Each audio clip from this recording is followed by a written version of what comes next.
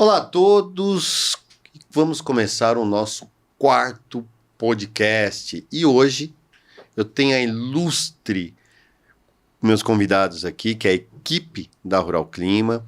Aqui na minha frente, Cauã Casarim, meteorologista sênior da Rural Clima. Ao lado, Ludmila Camparoto, né? E lógico, ao meu lado aqui, Bruna Peron, meteorologista da Rural Clima. Olá, pessoal. E aí hoje vamos ter o seguinte assunto, né? Já falamos de previsão do tempo para toda a safra 24 e 25. Falamos no segundo episódio de doenças, né, com o Ivan. No terceiro episódio do nosso podcast, falamos sobre economia, né, o preço das commodities, o que o clima vai interferir nos preços das commodities. Se você quer assistir, está aqui no canal da Rural Clima, é só acessá-los e assistir, estão muito legais. E hoje falaremos não só de previsão do tempo, mas um assunto extremamente pertinente. As dores, como funciona e o que nós estamos vendo para 2025.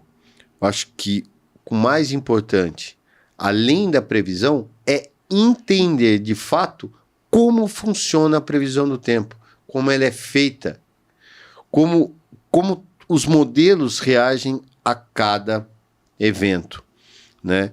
Então, para começar esse nosso bate-papo, eu quero soltar uma pergunta aqui no ar, que é o seguinte: primeiro semestre de 2024, nós tivemos um El Niño extremamente forte e com muita irregularidade.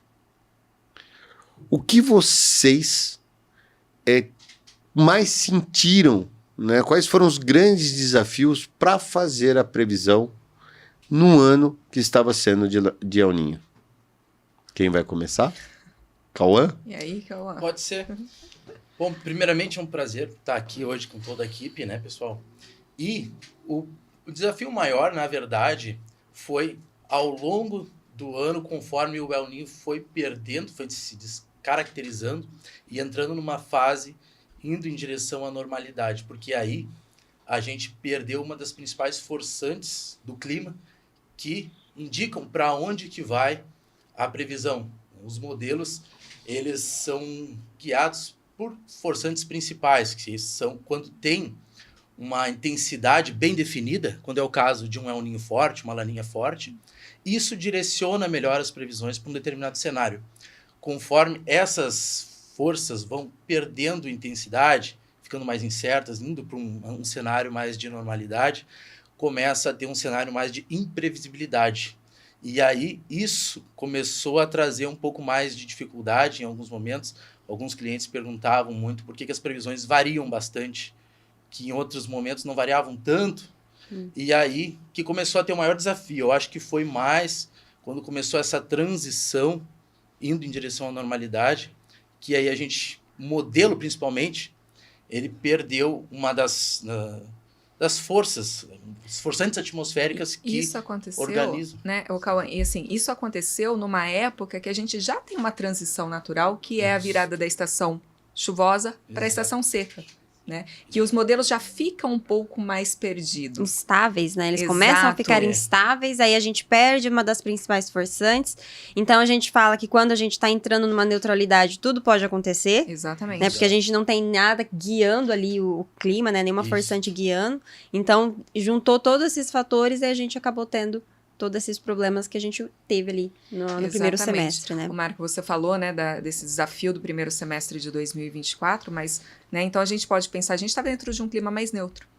E aí a gente fica com outros fatores que acabam influenciando o clima, que acabam não sendo tão previsíveis, né, Cauã? Exatamente. Esse é uma questão, né, que a gente conversa muito com os nossos clientes, que não tem um monte de outros fatores. A gente pode citar a temperatura do Atlântico, a gente pode citar Madem Júlia, oscilação decadal do Pacífico, oscilação da Antártica, todos esses fenômenos, né, que ocorrem em diversas outras localidades do globo acabam influenciando na previsão, e quando nem todos eles estão, assim, em fases positivas ou fases que trariam algum impacto, né? Então, assim, a previsão acaba ficando perdida, os modelos acabam ficando perdidos, e é quando a gente tem a muita imprevisibilidade dos modelos, né? A grande variabilidade, né? E eu falo, além disso tudo, a gente veio de um ano muito complicado, que foi o ano de 23 também. Exatamente. E isso deixou os produtores também, eu falo assim, mais sensíveis.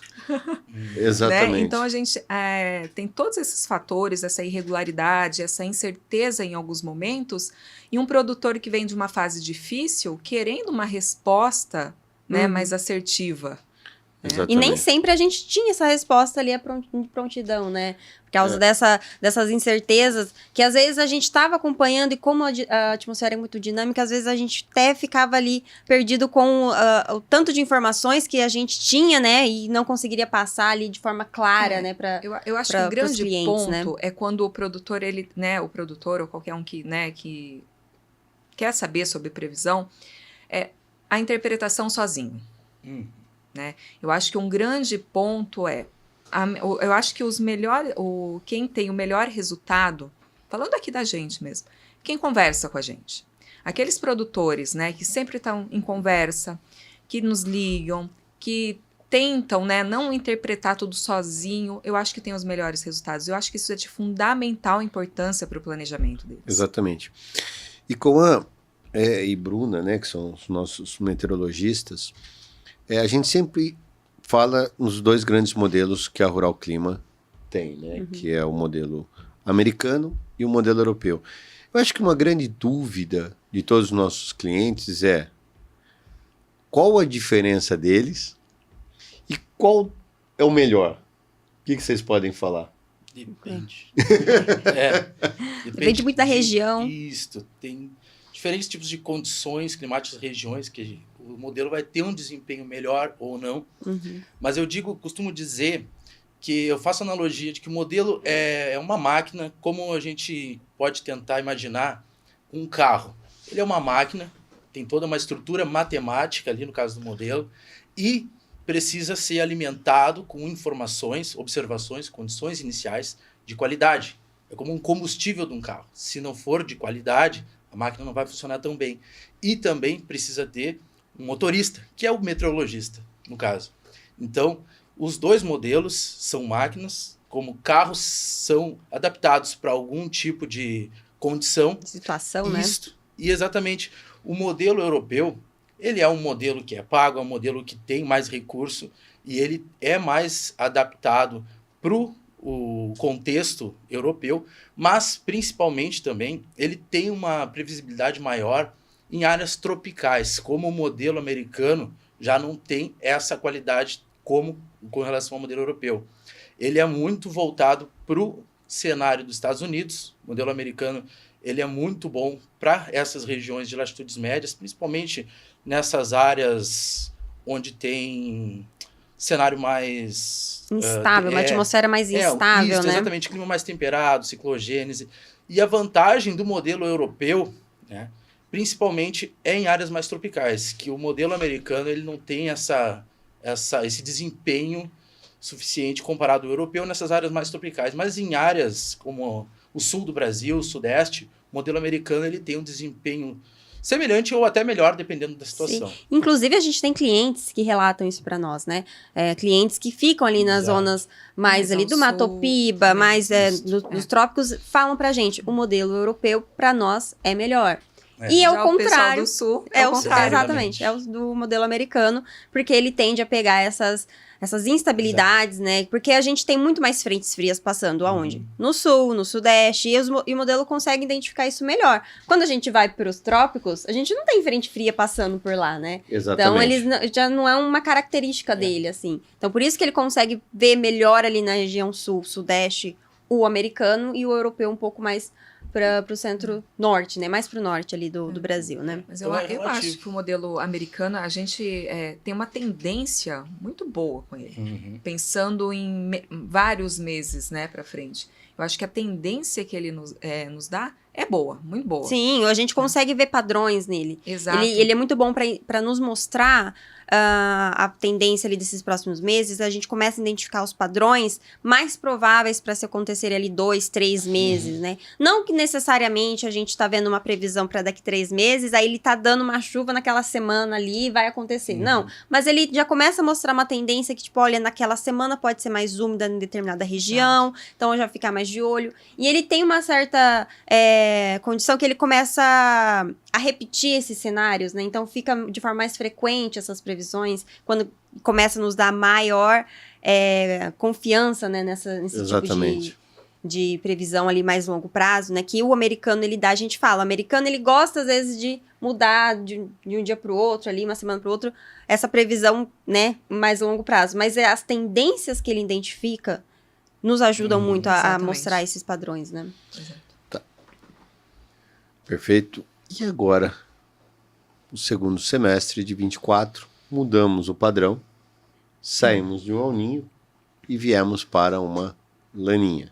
Mas um bom período ainda dentro do clima neutro. Exatamente. A laninha ainda não se configurou Exato. exatamente, né? Ela não É isso está que eu ia, presente, né? é isso que eu ia chamar a atenção. Pergunta: estamos sob efeito da laninha? Ela não está configurada, mas a gente tem ali alguns efeitos fracos, muito fracos, que é o resfriamento do Pacífico, então ele traz ali algum certo impacto, mas a gente falar que a laninha está provocando chuvas no Nordeste, falta no Sul, esses efeitos clássicos, não. Sim. Porque a gente não tem uma laninha configurada. Bruna, eu acho que um ponto importante para essa safra, apesar do calor ainda, né, que a gente observa em várias regiões, principalmente em períodos sem chuvas, é que apenas assim, o fato da gente ter um Pacífico um pouco mais frio, indo para uma laninha, as temperaturas esse ano ficaram num patamar mais... Exatamente, mais né? próximo à a normalidade. tendência dos Exato. meses é uma condição mais baixa, né? A gente não tem ali... claro, a gente teve até mais ou menos o final de setembro ali, ondas de calor muito intensas. Acho que até outubro, né, Bruna, a gente pode falar. Primeira quinzena, né? De outubro, Primeira quinzena de até outubro. começar... Até as chuvas ficarem um pouco mais regulares. mais frequentes ali, então. Exato. A gente teve muitas ondas de calores frequentes e muito intensas. Desde quando as chuvas começaram a ocorrer ali em meados de outubro, até agora, a gente teve períodos quentes. Sim. Mas não períodos prolongados e nem períodos extremos. Exatamente. Acima ali dos seus 40 graus, 45 graus, como a gente teve no mesmo período no ano passado. É só ver, né, para quem não sabe, o Cauã fica em Santa Maria, no Rio Grande do Sul, né? Essa é a base dele lá. E essa primeira semana de dezembro foi fria lá. Né? Lógico. Longe de ser um frio, mas tivemos... O Rio Grande do Sul teve temperaturas ali próximas de 12 graus, certo? Mas mesmo aqui, né? Isso, assim, é só mostrar que realmente, né? Que é um ano bem diferente. Sim, a gente vai ter os picos das temperaturas altas, entre os intervalos entre as chuvas, o sol ali predominando, vai aumentar essas temperaturas, a gente vai falar, nossa, que calor, como a gente teve ali algumas semanas atrás. Exatamente. Mas isso não vai ser persistente. Como foi 2023. em anos 23, 24. Oscila bastante. Exatamente. Isso também levou algumas chuvas que dezembro, nas previsões a gente olhava, tinha bastante variação dos modelos. E aí... muito disso eu analisava, a gente olhava assim, a laninha não está bem configurada ainda, tem outros fatores que estão ali meio incertos. Isso fez assim, ter uma visão de que dezembro seria um mês que teria chuvas ainda bem distribuídas no sul, na parte da metade norte, principalmente. E por isso que não é uma das características que, se fosse um ano típico de laninha, a gente teria um dezembro já bem mais seco do que foi. E não, foi o contrário. Teve essa oscilação de temperaturas, teve dias quentes, mas teve também quedas bruscas. E entre esses períodos, a cada 6 dias, a cada semana, sempre vinha uma frente fria. Às vezes uma falhava um pouquinho mais, outra vinha mais intensa.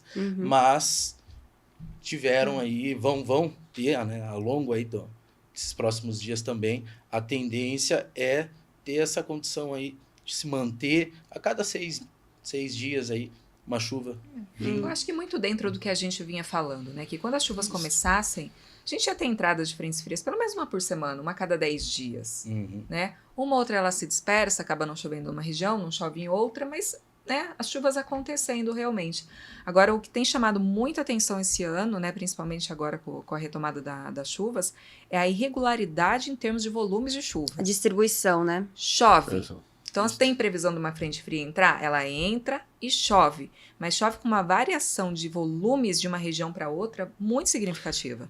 E isso tem acontecido de norte a sul, né? Exato. E qual a explicação, Cauã e Bruna?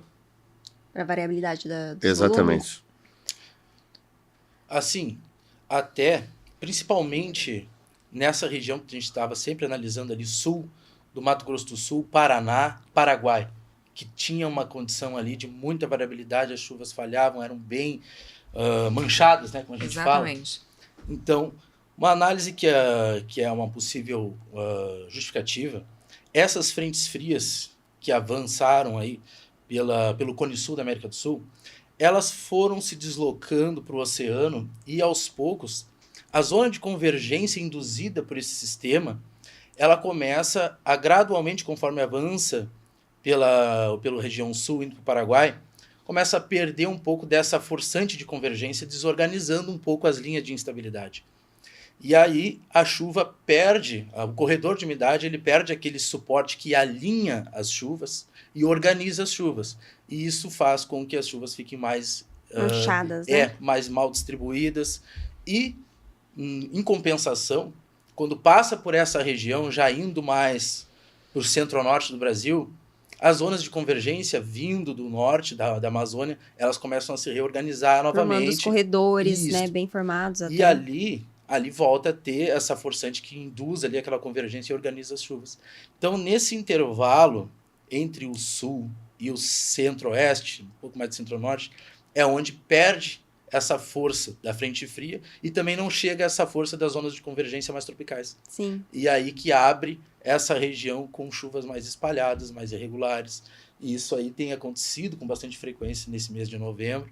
E a tendência é também ocorrer aí ao longo de dezembro.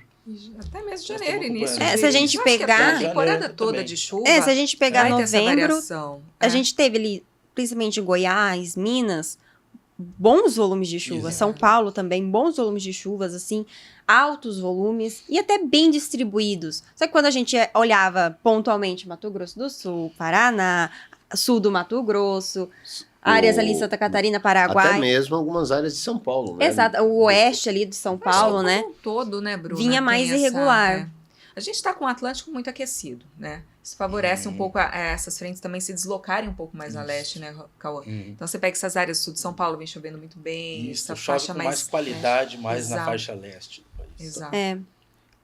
O oeste da América do Sul a gente vê com esse pequeno déficit, não diria déficit, né, mas essa falta ali de chuvas mais Sim. expressivas, né, o miolo da América do Sul, né. Exato. Agora, vocês que estão na linha de frente, né, da Rural Clima, que vocês que conversam com os clientes, que estão ali nos calls, nas reuniões, no dia a dia, quais são os grandes desafios que vocês têm no dia a dia?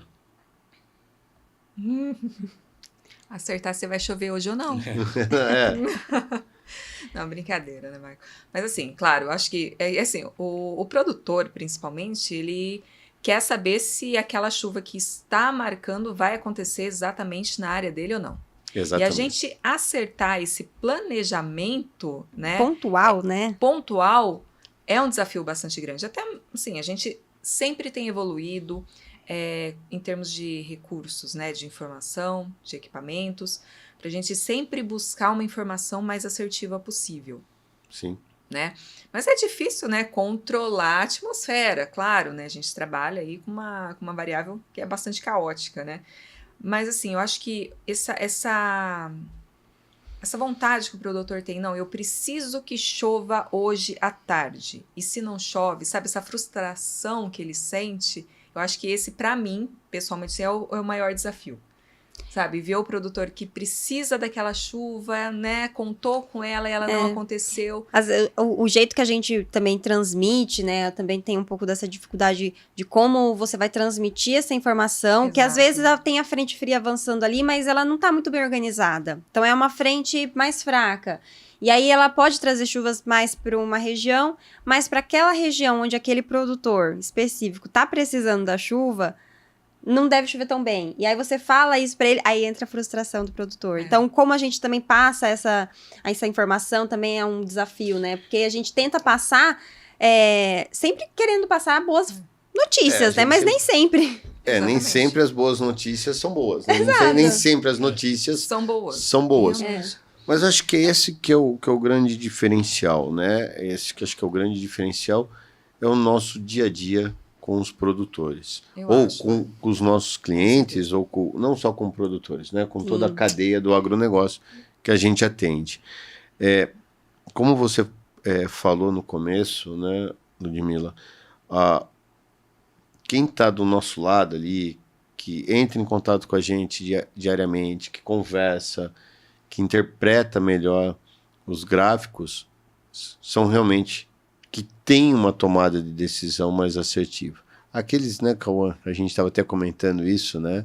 Aqueles que ficam só olhando o gráfico, né, sem ter uma ajuda, um entendimento na interpretação, esses tomam decisões erradas, né, Cauã? Exatamente. Isso aí é um dos problemas às vezes, né? Um desafio também, que tem situações que no gráfico lá, quem olha só o gráfico, ele vai ver uma previsão, supondo, 30 milímetros de chuva. E aquela previsão, ela não significa que vai ter a mesma precisão do que uma outra previsão igual ali com mesmos 30 milímetros. Por isso que daí a gente tem que convencer, pessoal, não olha só o gráfico, vamos dar uma olhada nos mapas, porque daí nos mapas... Explica um pouquinho, né, pra gente, né, pra quem tá ouvindo entender, essa espacialização da previsão da chuva dentro do quadrante do modelo. Sim, os modelos, eles são estruturados em formato de grade, é tudo ponto de grade. Sim. Então, dependendo da resolução do modelo, esses pontos de grades vão estar igualmente espaçados por um valor X. Por exemplo, o modelo europeu, ele tem 0,2 graus de espaçamento, dá em torno de uns 20 e poucos quilômetros. Exato. Então, dependendo da distância que tu está querendo prever, tu está querendo ter a previsão, tem gente que às vezes até pede previsão dentro de uma distância de menos de 10 quilômetros, é tudo igual. Então, tem que ter uma noção de que tem grades espaçadas, que aí não vai ter muita diferença dentro de distâncias pequenas, e principalmente o modelo americano de longo prazo, que é o CFS, que tem 0,5 graus de resolução, que é uma grade bem maior. E aí, com essa grade maior, o modelo enxerga tudo como se fosse uma média de uma grande região, que dentro dessa grande região pode ter chuvas espaçadas e bem mal distribuídas, e o modelo enxerga tudo como uma coisa só. Só para quem deixar bem explicado o que é grade, para quem talvez não entenda e está nos assistindo ou está nos ouvindo, é a mesma coisa que você pegar o planeta Terra e virar ele um tabuleiro de xadrez, um tabuleiro de dama, onde cada quadradinho é um ponto de grade. Então, naquele quadradinho, né, seja o modelo europeu, que é 0,2 de grade, que mais ou menos representa 20 quilômetros ali. 20 e poucos, 25 por assim. Né? Tem alguns que são mais, outros são menos, né? Mas tudo que acontece dentro daquele quadradinho é aquela previsão. Então, se a tua propriedade, ou a cidade, ou a propriedade perto ali, está dentro desse quadrante, a previsão vai ser praticamente a mesma. Exato. Isso não quer dizer que aqueles 30 milímetros vai acontecer em toda aquela região. Exatamente. Né? É isso que tá. Se você tem um quadrante de 20 por 20 quilômetros por 20 quilômetros, e aí que tá. Pode ser que as chuvas que ocorram, esses 30 milímetros, não ocorram em todo esse quadrante. Não, exatamente. E é por isso que eu sempre comento, e a gente bate muito nessa tecla dentro dos nossos bate-papos diários na Rural Clima, nossas reuniões, em nosso dia a dia, que o que faz a diferença é o nosso dia a dia junto a cada, se é produtor, se é empresa, se é cooperativa, se é consultor, do lado deles. Porque aí a gente pode informar com maior exatidão Sim. se aquela chuva, né, Cauã, Isto. vai ocorrer de forma irregular ou não. Porque dependendo do sistema, aquela previsão, que nem eu falei, supondo 30 milímetros, é bem mais provável de ocorrer. Caso de uma frente fria bem definida, passando na região sul, por exemplo, em alguma cidade ali, por exemplo, Santa Catarina, uma frente fria bem definida, aquela previsão de 30 milímetros é bem mais provável de que ocorra essa chuva com um grau, um intervalo de variabilidade do volume pequena, em torno desses 30. Agora, se é uma previsão ali de pancadas irregulares, a massa de ar quente vem úmida do norte e tem pancada ocorrendo por toda a região, em alguns pontos não, e tu vê no mapa lá, ó, não tem nenhum sistema bem definido, mas tem chuva espalhada por tudo, pode ser que nem chova no teu ponto. E aí o modelo pode estar até colocando 30. Então tem que olhar exatamente, fazer uma análise mais profunda, não só pontual, mas espacial, para ter pelo menos uma ideia se aquela previsão ela é mais confiável ou não. A gente tem um cliente que, assim, eu gosto muito de conversar com ele no dia a dia, porque ele fala exatamente isso, como ele fala assim, ó, eu olho a previsão para os próximos 3 dias e na sequência eu olho a imagem de satélite do aplicativo, porque em cima da imagem de satélite eu consigo ver se vem vindo uma frente, e ele faz exatamente isso, e lógico, na dúvida ele entra em contato e a gente tira as dúvidas com ele, né? Eu acho que esse é o grande desafio que nós temos hoje no dia a dia, é trazer cada vez mais os nossos clientes ou as pessoas que necessitam da previsão do tempo para suas tomadas de decisões mais perto da gente, certo? Acho que esse é o grande desafio. Eu acho que esse foi um ano, né, é um grande exemplo, né, Marco? A gente sempre, desde o início lá da estação seca, a gente vinha falando que a retomada da estação chuvosa ia acontecer mais tarde esse ano, que aconteceu. Né? Então, muitos produtores, eu falo produtores assim de uma maneira, né, geral, mas assim, muitos falavam, mas olha, já tá final de setembro, início de outubro, a chuva não veio, eu não consigo plantar. Eu falei assim, peraí, gente, a gente falou que vai atrasar, não vai ser agora que você vai plantar. Né? Só que daí a gente entra depois no trabalho mais micro. Sim. Né? Se vai ser dia 15, dia 20, dia 25 ou dia 30 de outubro, peraí, agora a gente vai conversar sobre a sua região. Isso é importante. Exatamente. Né? Que a gente vem falando das previsões para o verão, que a região central do Brasil vai ter muita chuva. A gente já está falando isso há um bom tempo. Mas espera aí, deixa eu ver a região sul do Mato Grosso e deixa eu ver a região do Vale. Tem uma diferença? Lógico que tem. Agora a gente olha de maneira mais micro para cada cliente. Exatamente. Né? E o que é interessante, assim, realmente, quando começou a chover, perfeito? Como a gente sempre falou. Só que todo o sistema está atrasado. Estamos vendo agora o Pará, regiões de Paragominas ali, que agora que está chegando as chuvas. Aí o pessoal, mas eu não estou conseguindo plantar. Pessoal, se atrasou. Na região central? Atrasou, né, Cauã? Atrasou no Centro-Oeste, atrasou um mês no Centro-Oeste, atrasou um mês no Mato Piba, né, ali no Tocantins, no Maranhão. Lógico que no Pará ia atrasar um mês também. Então as chuvas que eram no final de novembro estão vindo agora meados de dezembro para frente. Exatamente. Ou seja, todo o sistema de chuvas estão atrasados no Brasil, né, independente da região, tá? E agora vai a grande pergunta para essa equipe. 25. Quais serão os grandes desafios, pelo menos para o primeiro semestre de 25? Antes de falar do primeiro semestre, eu vou até falar do primeiro trimestre. Perfeito. Né? Nós temos aí uma condição de muita chuva na região central. Muita eu acho que vai ser um umidade. desafio, essa colheita de soja vai ser um desafio ao plantio do milho. Né? E aí a gente vem um pouquinho mais para frente. né? A laninha chega, não chega, e ela termina ou não termina no outono, Cauã? Pois é. É um outro desafio. É entender o que vai acontecer ali, porque tem um monte de produtores pensando no safrinha. Então, ele já começa, né, a fazer um planejamento, mas a gente tem um desafio agora, que é entender o final da estação chuvosa também.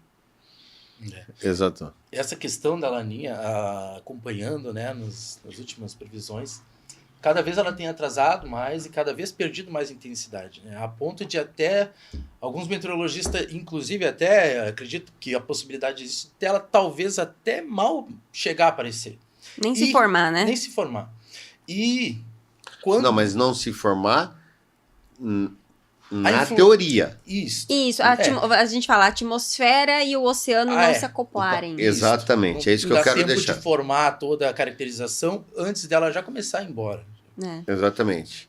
Então, há uma tendência até dela nem se configurar oficialmente, né? Exato. Porque uma coisa é a Isso. atmosfera responder, Exato. a outra coisa é poder falar oficialmente que a safra 24, 25 foi influenciada diretamente pela laninha. Isso, Né? isso mesmo. Porque a gente vinha falando que ela ia vir muito fraca.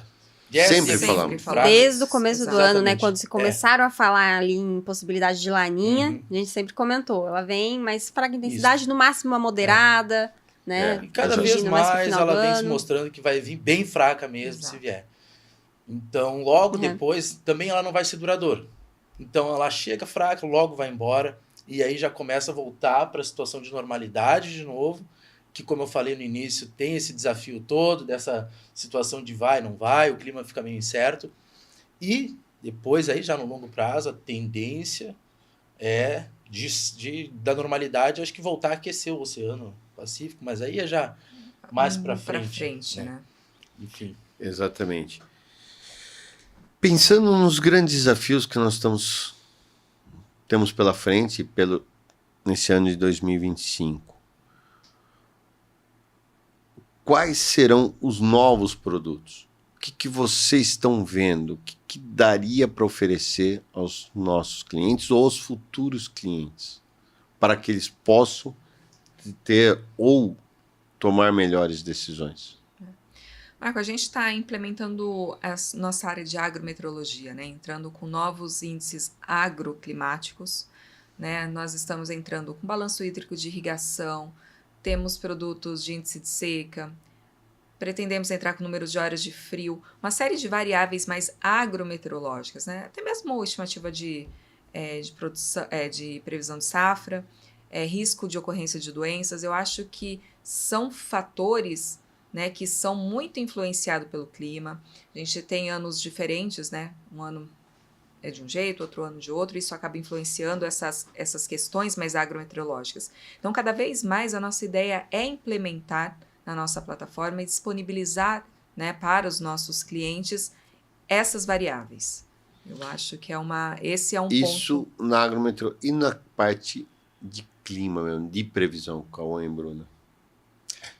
A ideia, pelo menos o que a gente tem de ideias para o próximo ano, é achar um jeito de minimizar o máximo possível essa variabilidade entre as previsões dos modelos e também essa diferença entre os modelos, incluir novos modelos e também conseguir trazer uma informação que traga a tendência dos modelos e não só uma previsão num dia e largar para o cliente analisar aquilo ali e trazer aquela informação de mais qualidade com o uso de informações passadas do modelo, informações de diversos modelos, mastigar mais toda essa informação. Um melhor entendimento dos modelos, tem né? muita informação boa ali nos modelos, só que se tu olhar de uma determinada forma, tu acha ruim, acha que aquilo lá não vale nada. Ali tem muita coisa, ali tem muito ouro, a gente tem que mastigar isso, organizar isso. E a ideia agora para esse ano é conseguir trazer essa informação de uma maneira clara e de qualidade para os nossos clientes, fazendo todo esse processo que não é simples, envolve muita matemática, muita programação por trás, mas trazer essa informação, filtrar bem isso, juntar tudo e colocar para o cliente já a informação de qualidade, mais mastigada, tudo que tem de bom ali por trás, de toda essa análise que a gente faz entregar isso para os nossos clientes. Um melhor entendimento desses modelos, né? A interpretação que a gente já faz ali, né? Olhando, porque não é só olhar, né? A gente tem que entender o que ele está querendo falar, depois olhar também o histórico desse modelo, né? Que o Cauã falou isso, desses estudos, né? Assim, que envolve essa matemática toda aí por trás, é esse histórico do modelo para a gente conseguir entender o que ele está querendo dizer, né? Para a gente poder passar isso para os nossos clientes, né? Não é só pegar o modelo lá e repetir para eles, mas a gente entender o que ele está querendo dizer para a gente também passar uma informação de qualidade. Exatamente. Eu acho que o ano de 24 foi extremamente desafiador. E eu acho que os próximos também serão, Marco. Eu acho que cada vez mais a gente vai ter anos desafiadores. Exatamente, mas o que eu vejo, e aí até me comprometo como, né, dono, proprietário da Rural e tendo uma equipe como eu tenho aqui do meu lado, de trazer informações cada vez mais de qualidade. Eu acho que é isso que... E sem alarmismo, né, Marco? Exatamente, eu acho que esse como a Bruna bem disse, se a gente vai ter que falar que não chove, não chove. Independentemente se ele está precisando de chuva naquele momento, acho que é esse. Não é se falar, vou agradar nosso cliente, acho que é isso, nunca foi nosso papel. A gente nunca fez isso. É passar informação de qualidade. Independente. Eu bato muito nessa tecla, sem alarmismo. Exatamente. Isso, não é? Sabe, ficar alarmando, criando pânico, eu acho que não. Ou até mesmo euforia, né? Eu acho que assim, Exato. Eu acho que nem pro lado negativo, Ludmila, eu acho que pro lado também positivo. Sim, muitas vezes, não, fica tranquilo, vai chover, né? Desculpa, essa chuva de 30 milímetros vai ocorrer. E a gente vê muitas vezes que não vai chover. Acho que é esse que é o nosso grande papel, né? E cada vez mais nós estamos comprometidos do lado dos nossos clientes, independentemente da dor que eles vão sentir, né? Eu sei que tem muita gente que precisa daquela chuva e não chove, né? Quantas vezes a gente ficou acompanhando lá os radares, torcendo para que aquela chuva ocorresse, e a gente fala, não, ela vai falhar. Infelizmente, ela vai falhar. E falhou, né? Como o Cauã bem disse, era um sistema fraco, era um sistema que não traziam o que organizava tanto as linhas de instabilidades. E com isso trazia essa grande variabilidade nos volumes de chuvas, né? Mas eu acho que daqui para frente o compromisso da Rural Clima sempre foi com a verdade, independente qual for, sem alarmismo, sempre foi, e trazendo informações de qualidade. Eu acho que o ano de 25 vai ser mais ainda desafiador, Ludmila, como você bem frisou. Não vejo diferente nisso. Pode estar chovendo melhor, pode estar as condições meteorológicas melhores do que foi, mas ainda continua sendo um ano mais desafiador do que o de 24. E eu acho que só usando todas as tecnologias que estão embutidas nas ferramentas da Rural Clima para trazer informações ainda de mais qualidade e relevância. Acho que é isso que está, né? Para a gente finalizar nosso bate-papo aqui, né, nesse 4º podcast, e eu acho que está todo mundo perguntando, né? O que vocês estão vendo agora? Você já deu um pequeno spoiler, né? Mas o que vocês estão vendo agora para 25? Como que vai ser o clima de um modo geral? Bom, Marco, eu acho assim, primeiro ponto, né, como eu já comentei, eu acho que região centro-norte do Brasil, muita atenção com colheitas. Eu acho que é um ponto, né, vai pegar, precisa, o pessoal está muito bem preparado, né, tanto em termos de transportes, logística, né, os produtores vão ter que estar muito atentos para aproveitar brechas para colher, para plantar. É um ano que eu acho que a gente pode ter alguns episódios de frio um pouco mais cedo. O que você acha? Estamos longe de falar de geada, pelo amor de Deus, né? mas é um ano que a gente começa a ver um friozinho aparecendo já ali entre final de abril, início de maio. O sul, Paraná, já começa, né? Pra ficar esperto, né? Ficar é um atenção. ponto de atenção, né? Talvez a gente não tenha um outono e inverno tão seco como foi 24. Sim. Não tô falando que vai ser úmido também, mas, né, que Alguns pode episódios de ter chuva. algumas chuvas. Então, é um cenário um pouco diferente. Vamos supor, a gente começa a pensar, colheita do algodão em agosto. Ano passado não tinha chuva. Esse ano pode ser que tenha. Não tô falando que vai ter, mas pode ser. É um cenário um pouco diferente. Então, são alguns desafios que a gente já começa a pensar pro próximo ano. Exatamente. Cauã? E é exatamente isso também. Primeiro, essa questão de um excesso de chuvas no início do ano, né? Janeiro, fevereiro, principalmente ali mais no centro-norte do Brasil. E depois, como tu tinha falado, tem um cenário das chuvas já começando a cortar um pouco mais ali no final de abril, naquela região mais de Minas Gerais, entrando um pouco pelo leste ali. Isso significa que a alta subtropical do Atlântico Sul vai começar a entrar um pouquinho mais ali já em abril, a ZCIT, zona de convergência intertropical, vai começar a subir mais, e isso implica numa ciclogênese, uns processos de ciclogênese mais frequentes já ali, começando mais cedo, no sul da América do Sul, o que pode gerar essas frentes frias, que aí entra essa possibilidade de já ter uma onda de frio um pouquinho mais cedo. E isso aí também, esse cenário, né? A questão do tempo mais seco no centro do Brasil, a tendência não é ser, esperamos, né? A previsão de longo prazo, a gente nunca pode cravar nada. Exato. Né?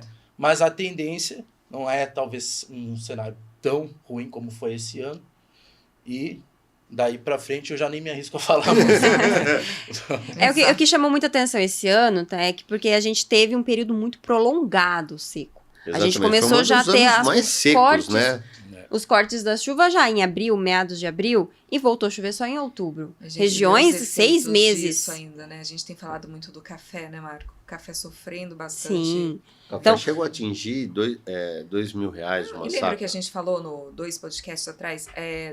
Dependendo muito da condição da lavoura, né? Ter perda floral. E é o que a gente está vendo. Então, é um efeito ali, né? Tá que a gente observando isso, tá? já vem observando desde 23 ali com essas temperaturas, essa seca 24, e vem afetando. Então a gente teve lugares ali 6 meses sem Sim. chuva. Exato. Sim. E aí não é... Claro, o período vai ter o período seco lá em 2025, mas não deve ser ele tão longo, né? Do frio, a gente tem observado essas primeiras ondas de frio ali em abril, maio, mas a tendência não mostra um inverno frio também, tão frio assim, tão rigoroso, né? Como a gente teve ali há 3 anos atrás, né? Então a gente tem esses padrões que a gente começa a observar ali mais daqui 4, 5, 6 meses, né? Que a gente começa já a observar, já começa a falar para alguns produtores, olha, fique atento a isso, a gente está observando essa condição, né? Então, são esses padrões que a gente vai ficar de olho nesses próximos meses e vai acompanhar a sua evolução ou não, né? Dependendo Exatamente. do cenário que vier. Agora, para finalizar, eu sei que o papo tá bom. Se deixar, a gente fica aqui, né? A gente ainda fica contido aqui, né? Né? Mas, pessoal, agora pra gente realmente finalizar, Cauã, obrigado por você ter vindo aqui hoje, né? Era para ter vindo alguns podcasts possibilidades, antes, não, né? mas finalmente consegui. Né? A companhia aérea não deixou você vir, né? Cancelamentos de voos é normal, né? Pessoal da região centro-norte do Brasil, se não estiver chovendo, ele que tá lá embaixo segurando a chuva, hein? Mas assim, a previsão, qual a dica que você deixa para quem está nos assistindo? Olha, a gente tem que acompanhar mais a análise do meteorologista, que nem eu sempre falo. Que nem eu falei agora, fiz essa analogia do início aí do carro e do motorista. O modelo é complicado, os modelos eles são muito complexos e tem que ter, é que nem um carro, tem que ter um motorista bom. A gente tem que estar ali estudando isso para poder direcionar bem a previsão como um bom motorista guia um carro. Então, tem que acompanhar mais a parte de consultoria, chegar mais próximo da gente, conversar com a gente, ter essa aproximação para não só ficar analisando ali a previsão só crua, como sai dos modelos, e buscar mais essa informação até para se educar, para conseguir entender mais como as coisas funcionam. Então a dica que eu dou é mais, tem que procurar ali o meteorologista, vem procurar consulta, por isso que nós estamos aqui, né? Uma empresa de consultoria meteorológica. Então, quem é cliente já vem mais para conversa, vem, a gente está aqui para isso, e quem não é, também, né? Chega, vem, quem precisa, a gente está aqui para isso, para dar essa consultoria, para fazer o trabalho que um motorista de um carro faz para guiar alguém, em vez de tentar guiar sozinho e não conseguir, né? Exatamente. Mas por aí. Bruna, mais uma vez, muito obrigado. E sua dica, seu último comentário. Olha, eu acho que o Cauã resumiu bem. A gente precisa ter sempre... Passar sempre a informação de qualidade. E para isso, para a gente passar essa informação de qualidade, a gente precisa que o pessoal também nos procure, né? Então, tem mercado para isso, a gente está aqui. Então, pessoal, nos procurem.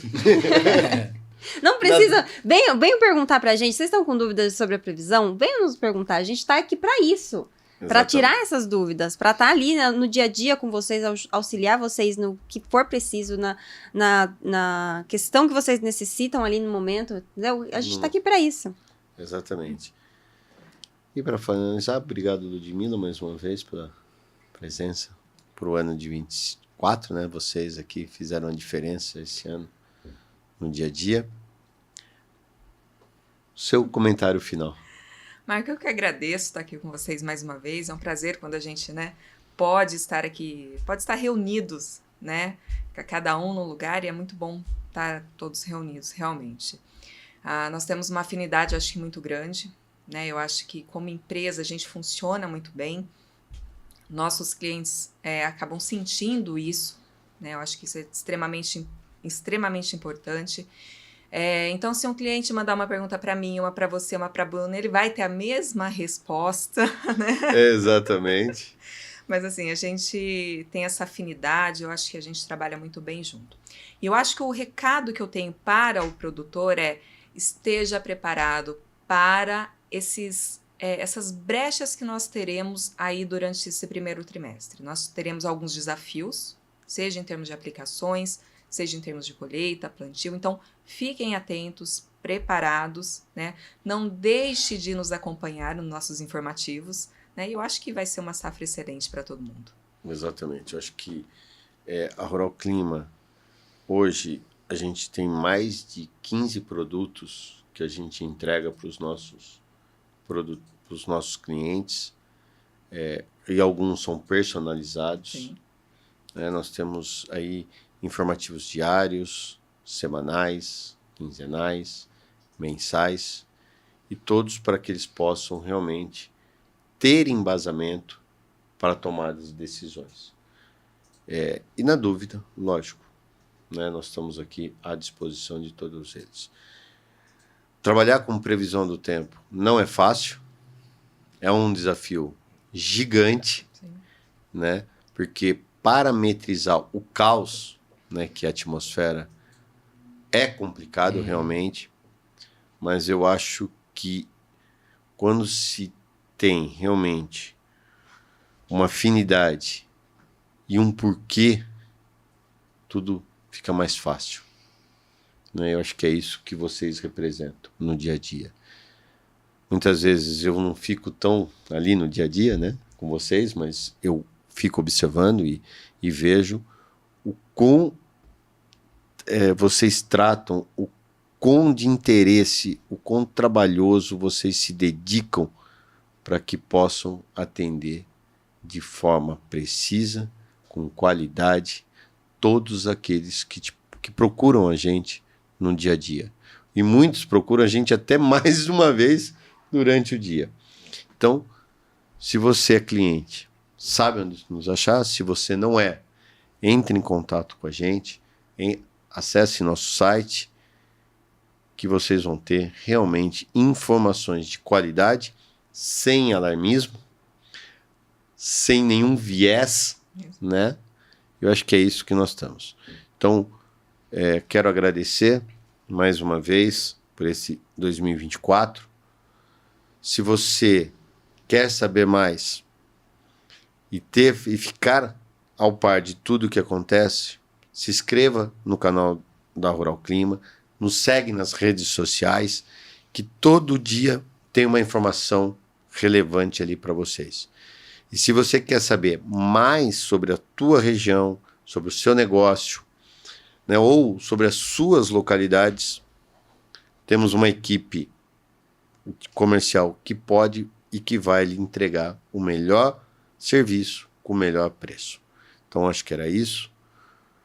Um grande abraço a todos aí e que venha 2025. Exatamente. Eu acho que desejar um feliz ano novo, né? Um final de ano, né? Boas festas a todos. Boas festas a todos, né, Mário? E que venha 2025 com mais informações, porque esse é o 4º podcast e teremos pelo menos mais uns montão aí ao longo de todo 2025 e cada um com uma informação diferente. Acho que é isso que a gente faz a diferença no nosso dia a dia. Um grande abraço a todos e até o nosso próximo podcast.